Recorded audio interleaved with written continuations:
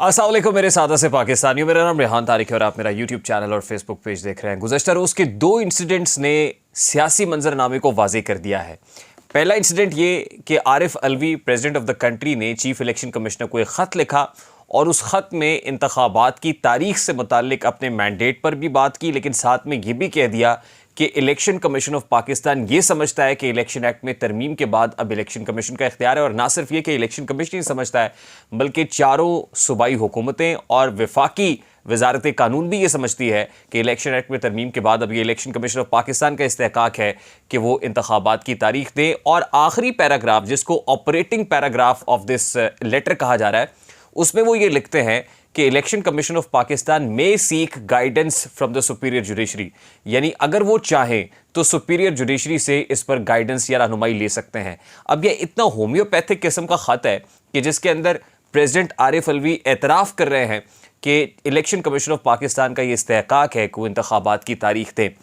इस ख़त के बाद प्रेसिडेंट आरिफ अलवी को खुद ट्रोलिंग का सामना है पाकिस्तान तहरीक इंसाफ के ट्रोल्स की तरफ से, और पाकिस्तान तहरीक इंसाफ खासा क्रिटिसाइज़ कर रही है आरिफ अलवी साहब को, क्योंकि आरिफ अलवी साहब ने ये जो ख़त लिखा है ये भी पाकिस्तान तहरीक इंसाफ के प्रेशर पे लिखा है। पीटीआई की जो लीगल टीम है वो इमरान खान के पैगामात बार बार तक आरिफ अलवी तक पहुंचा रही थी कि इमरान खान ये समझते हैं और चाहते हैं कि आरिफ अलवी इंतखाबात की तारीख अनाउंस करें, लेकिन इंतखाबात की तारीख तो उन्होंने अनाउंस नहीं की, एक बीच की राह इख्तियार कर ली है, यानी विकेट के दोनों तरफ खेलने की कोशिश की है जो अल्टीमेटली नाकाम हो गई है। यानी इमरान खान के लिए सहूलतकारी का एक दफ्तर प्रैक्टिकली कल फ्लॉप हो गया है। अब सहूलतकारी का दूसरा दफ्तर जो बंदियाल कोर्ट थी, चीफ जस्टिस उमर बंदियाल ने कल अपनी बतौर चीफ जस्टिस जो सरकारी रिहाइशगाह है उसको खाली कर दिया है और फिर उस रिहाइशगाह के अंदर शिफ्ट हो गए हैं जो रिटायर्ड जज के लिए या एक रेस्ट हाउस के तौर पर मौजूद है जजेस कॉलोनी के अंदर। देखिए, जजेस कॉलोनी मारगला की पहाड़ियों में वाक़ है और वहाँ पर चीफ जस्टिस ऑफ पाकिस्तान की अपनी रिहाइशगाह है, एक बड़ा घर होता है और उसके साथ जो बाकी मानदा जजेस हैं उनकी रिहाइशगाहें मौजूद होती हैं। तो उस बड़े घर से वो छोटे घर के अंदर शिफ्ट हो गए हैं, जो इटसेल्फ सिंबल है कि अब उमर बंदियाल साहब प्रैक्टिकली सरेंडर कर चुके हैं और वो समझते हैं कि अब चाह कर भी वो खुद कुछ कर नहीं सकते चेयरमैन पीटीआई के लिए, या सहूलतकारी जिसकी तवक्को उनसे की जा रही थी कि जाते जाते वो कोई एटम बम चला के जाएंगे, तो एटम बम भी नहीं चल सका है। गुज़श्ता रात सुप्रीम कोर्ट बार एसोसिएशन की तरफ से चीफ जस्टिस उमर बंदियाल के एजाज़ में इशाइये का एहतमाम किया गया। इस इशाइये की तकरीब से खिताब करते हुए बंदियाल साहब ने कमोबेश वही बातें की जो नए अदालती साल के आगाज़ पर मुनक़िदा तकरीब से खिताब करते हुए उन्होंने की थी, और उसके अंदर वो ये भी एतराफ़ कर रहे हैं कि जो बैकलॉग ख़त्म होना चाहिए था, ज़ेर इल्तवा मुकदमात की तादाद ख़त्म होनी चाहिए थी, वो नहीं कर सके, उन्हें आइनी मामलात के अंदर उलझाया गया। ये वो तौजीह पेश करते हैं, जबकि मामलात बिल्कुल इससे मुख्तलिफ है। आइनी मामलात के अंदर वो उलझाया नहीं गया, बल्कि उन्होंने खुद इन मामलात को टेकअप किया और आ बैल मुझे मार के मुतरादिफ वो कहते रहे कि लाओ पिटिशन, हम केस सुनते हैं, और फिर अपनी मर्जी के बेंचेस बना के उन पर फैसले भी देते रहे। और अगर उमर बंदियाल साहब के पूरे इस टेन्योर को समअप किया जाए तो कहा जा सकता है कि उमर बंदियाल साहब के इस दौर को तनाज़ात से भरपूर दौर के तौर पर याद रखा जाएगा और उमर बंदियाल साहब को मुतनाज़ तरीन चीफ जस्टिस के तौर पर भी कोई भूल नहीं सकेगा। अब ये दो दफातर ऐसे हैं जो अमली तौर पर नाकाम हो गए हैं कुछ भी करने से, और एक दफ्तर ऐसा है जो मुसलसल कामयाब हो रहा है, और उस दफ्तर का मकीन जो है वो हर नकब ठीक अंदाज में लगा रहा है, सक्सेसफुल अंदाज में लगा रहा है और कामयाबी के झंडे गाड़ता चला जा रहा है। मेरे सामने सलीम साफ़ी साहब की एक ट्वीट आई और सलीम साफ़ी साहब उसमें लिखते हैं कि खुशी मनाने वाले खुशी मनाएं और खफा होने वाले मातम करें। तमाम बड़ों ने मुतफ़िका तौर पर यह फैसला कर लिया है कि DGISI lieutenant general Nadeem Anjum को अगले 1 साल के लिए तौसी दे दी जाएगी और DGC major general Faisal Naseer उसी तनख्वाह पे काम करते रहेंगे, यानी उसी ओहदे पर काम करते रहेंगे। और वो कहते हैं कि बाज़ाब्ता तौर पर इसका जो नोटिफिकेशन है वो भी आने वाले चंद दिनों में हो जाएगा। लेकिन खुशी मनाने वाले खुशी मनाएं और मातम करने वाले यानी खफा होने वाले मातम करते रहें, ये उन्होंने वाज़ेह तौर पर कह दिया। और हम गुज़श्ता कई रोज़ से आपके सामने रख रहे थे कि 11 सितंबर को ऑफिशियली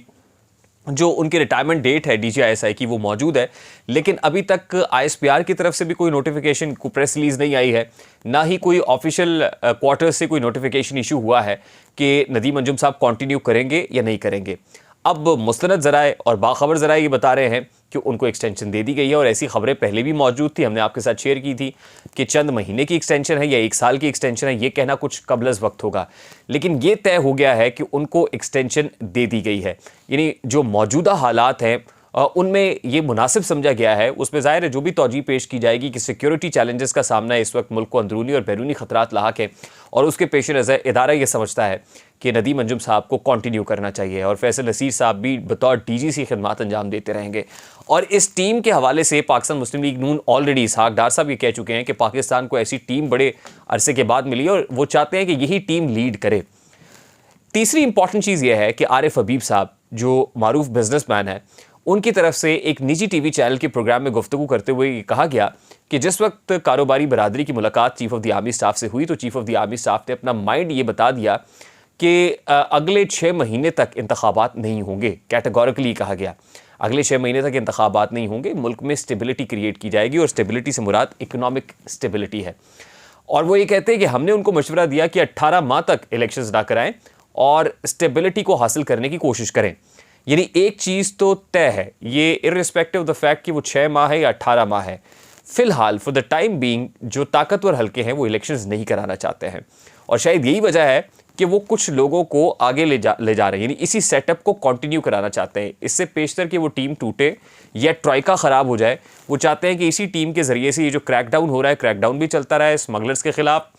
जो होर्डिंग कर रहे हैं उनके ख़िलाफ़ भी, और फिर पॉलिटिकल पार्टीज़ के खिलाफ भी। यानी चेयरमैन PTI के का जो नाटका बंद किया हुआ है, पाकिस्तान तहरीक इंसाफ का जीना दोभर है, ये भी इसी तरह से चलता रहा। और फिर इस दौरान नवाज शरीफ साहब की आमद भी है और फिर इलेक्शंस भी यही टीम जो है वो कराए, और कुछ पॉलिटिकल स्टेक होल्डर्स की फरमाइश भी ये थी और हम आपको बता चुके हैं कि वो चाहते हैं कि यही टीम जो है कंटिन्यू करे और इलेक्शंस भी यही कराए, यानी मंजरनामा वही हो जो 2018 के अंदर था। अब DGISI की एक्सटेंशन अगर हो गई है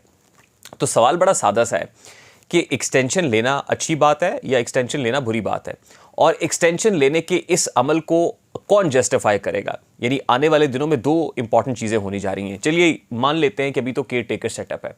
और काकड़ साहब से ये सवाल हो चुका है कि भाई आपके सामने DGISI की एक्सटेंशन का मामला आएगा तो आप क्या करेंगे। इस पर वो कोई तसल्ली बख्श जवाब नहीं दे सके, और फिर जाहिर है काकड़ साहब क्या जवाब देंगे, वो कठपुतली है और उनकी डोरियाँ तो कोई हिला रहा है, उनके सामने तो जो भी आएगा उस पर दस्तखत करना है, इसके अलावा कुछ नहीं। और फिर हम उनसे पूछते भी नहीं, चलिए वो एक इलेक्टेड जो है वो स्टेक होल्डर नहीं है या इलेक्टेड प्राइम मिनिस्टर नहीं है। अब सवाल ये है कि जब इलेक्टेड लोग आएंगे, 2 इलेक्टेड लोगों की बात मैं कर रहा हूँ, एक तो आपके वो जो पॉलिटिकल स्टेक होल्डर ये ख्वाहिश रखते हैं कि यही सेटअप कंटिन्यू करे और बता चुके हैं, जब वो बाहर होते हैं या जिस वक्त उनको इस्टेब्लिशमेंट सूट नहीं करती तो उस वक्त वो इस्टेब्लिशमेंट पर ताक के हमले करते हैं, एक्सटेंशन की जो है वो बदखुइयाँ करते हैं, एक्सटेंशन लेने को कुफ्र करार देते हैं, एक्सटेंशन लेने को बहुत बड़ा जुर्म करार देते हैं। लेकिन जब एक्सटेंशन देने की बारी आती है तो उस वक्त घुटनों के बल बैठ के वो पार्लियामान में अंदर भी एक्सटेंशन के लिए आर्मी ऑफिशियल एक्ट के अंदर बेशक तरमीम करनी हो वो तरमीम कर देते हैं, रास्ता दे देते हैं बाजवा साहब की एक्सटेंशन का भी, बावजूद इसके कि उन्हीं के जो लीडर्स हैं वो बैठ के बाहर उन्हीं बाजवा साहब के ऊपर तनकीद कर रहे होते हैं और समझते हैं कि बाजवा बहुत बड़ी खराबी है सिस्टम के अंदर। अब जब DGISI की एक्सटेंशन का मामला आया है तो अब भी वो यही कह रहे हैं कि जी ये टीम आगे से फ्रंट से लीड करनी चाहिए और इस टीम को टूटना नहीं चाहिए, यानी इस एक्सटेंशन के अमल को जस्टिफाई कर रहे हैं। अभी कुछ ही रोज़ में आपको कुछ नामों के खिलाफ कैंपेन होती हुई सुनाई देगी और दिखाई भी देगी, लेकिन फिर उनसे सवाल ये होना चाहिए कि मसलहत कोशी जो आप इख्तियार कर लेते हैं, क्या ये मसलहत कोशी कौमी हमीयत के लिए ज़हर कातिल नहीं है। दूसरी इंपॉर्टेंट चीज़ और इलेक्टेड पर्सनैलिटी वो ये कि अभी बंदयाल साहब तो अपना टेन्योर पूरा करके जा रहे हैं, लेकिन नए चीफ जस्टिस काजी फायज़ ईसा 17 सितंबर को practically chief justice of Pakistan की चेंबर में मौजूद होंगे, यानी chief justice of the country होंगे। अब जस्टिस काजी फायज़ ईसा फ़ी ज़माना हर हुकूमत में बड़े मैन ऑफ प्रिंसिपल बन के सामने आते रहे हैं, वो मेमो गेट का मामला हो, वो कोयटा के अंदर धमाके का मामला हो, वो इमरान खान दौर में फैज़ाबाद धरने का मामला हो, तो जस्टिस काजी फायज़ ईसा जो रिपोर्ट लिखते हैं उसके ऊपर एजेंसीज तिलमिला उठती हैं और फिर अल्टीमेटली जस्टिस काजी फायज़ ईसा को म्यूज़िक फेस करना पड़ता है, जस्टिस काजी फायज़ ईसा को अपनी फैमिली की मनी ट्रेल देनी पड़ती है, उनके खिलाफ सदारती रेफरेंस आता है और फिर वो हुकूमत जो जाती है वो बताती है कि वो रेफरेंस किसके कहने पर आया था, यानी नज़ला जस्टिस काजी फायज़ ईसा के ऊपर गिरता है और उसके अंदर वो एजेंसीज के किरदार को भी वाशगाफ अंदाज में बता चुके हैं कि ISI का क्या किरदार है। अब जब ये सब कुछ हो रहा है और जस्टिस काजी फायज़ ईसा चीफ जस्टिस होंगे तो क्या इन तमाम तर मामलात के ऊपर वो स्टैंप लगाएंगे, क्या इनको इंडोर्स करेंगे या फिर फैज़ाबाद धरने की रिपोर्ट को इम्प्लीमेंट कराएंगे। और फिर सवाल बड़ा सादा सा है, जिस वक्त फैज़ाबाद धरना की रिपोर्ट जस्टिस काजी फाइज़ ने लिखी थी तो उस वक्त फैज़ हमीद साहब बहुत ऑपरेटिव थे, बहुत मोबिलिटी उनकी बहुत ज़्यादा थी। अब ख़बरें काफ़ी दिन से गर्दिश कर रही हैं, लेकिन हम इसको कंफर्म अभी इसलिए नहीं कर सकते कि दूसरी तरफ से भी ना कोई तरदीद हो रही है और ना तस्दीक हो रही है, और वो ये है कि साबिक DGI जनरल फैज़ हमीद जो एजेंसीज़ हैं उनकी तहवील में है, या यूँ कह लीजिए कि इदारे की तहवील में है। ये कुछ लोग कहते हैं हाउस अरेस्ट कर लिया गया है। अब ये ख़बरें क्यों फ्लोट की जा रही हैं? अगर ये इसमें कुछ सच है तो यकीनन वहाँ से कोई तस्दीक होनी चाहिए, गलत है तो इस फेक प्रोपेगेंडे की तरदीद होनी चाहिए। लेकिन मैं इसको इसलिए इंपॉर्टेंट समझ रहा हूँ कि जस्टिस काजी फाइज़ आने वाले हैं, और उस वक्त के जो किरदार हैं वो ये समझते हैं कि वो किरदार नासूर थे, उन्होंने बहुत ख़राबी की है सिस्टम में। तो देखना यह है कि वो उनके ख़िलाफ़ क्या एक्शन करते हैं, और क्या जस्टिस काजी फाइज़ की आमद से पहले क्या कोई इस तरह का प्लान तैयार कर लिया गया है जिसमें फैज़ हमीद साहब हाउस अरेस्ट हैं या वो इदारों की तहवील में, और उनके फेट को डिटर्मिन अब किया जाएगा या फैज़ाबाद धरना रिपोर्ट करेगी। बरकैफ उनकी आमद के साथ ही उनसे बहुत सारी एक्सपेक्टेशंस भी हैं, बहुत सारे चैलेंजेस भी हैं। तो जो मुल्की सियासी मंजरनामा है मेरे साथ ऐसे पाकिस्तानियों, उसमें इस वक्त तो प्रैक्टिकली सहूलतकारों के दफातर बिल्कुल प्रैक्टिकली मफलूज होते हुए नज़र आ रहे हैं। जो इस्टेब्लिशमेंट है वक्त की वो कामयाब होती हुई दिखाई दे रही है। लेकिन सवाल यह है कि कामयाबी जुज़ वक्ती होगी या कुल वक्ती होगी, या आने वाले दिनों में कोई बैकफायर कर जाएगी। मुझे रेहान तारिक को इजाज़त दीजिए, अपना बहुत सारा ख्याल रखिएगा। अस्सलाम वालेकुम।